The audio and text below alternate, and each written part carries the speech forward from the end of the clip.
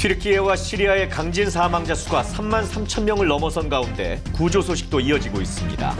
하지만 피해 현장에선 약탈범죄가 기승을 부리고 총격전마저 펼쳐져 구호 활동을 더디게 하고 있습니다. 난방비에 이어 크게 오른 전기요금까지 반영된 1월 사용분 고지서가 속속 전달되고 있습니다.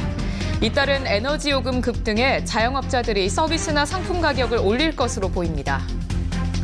윤석열 대통령이 은행 고금리로 국민 고통이 크다며 은행 돈잔치로 위화감이 생기지 않도록 하라고 지시했습니다.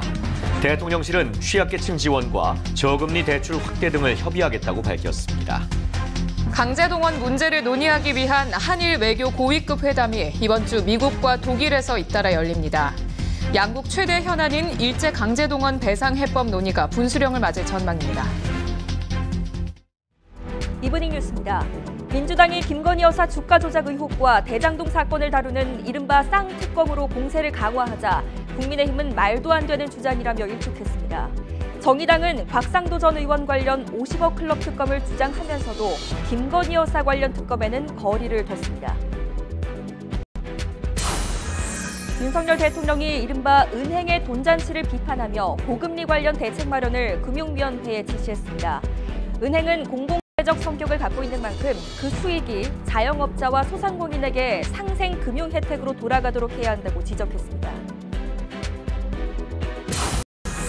쌍방울 김성태 전 회장의 이른바 금고지기로 알려진 김모 씨가 구속 전 피의자 신문에 출석하지 않기로 했습니다.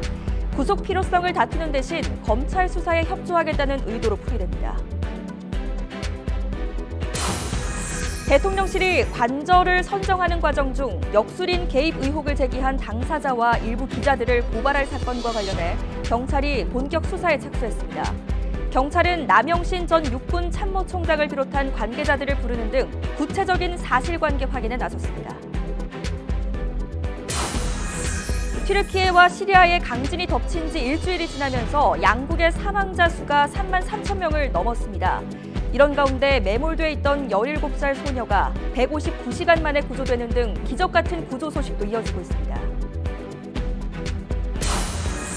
어제 정수장 밸브 고장으로 대규모 단수가 이루어졌던 광주광역시의 2만 8천여 세대에 수돗물 공급이 정상화됐습니다.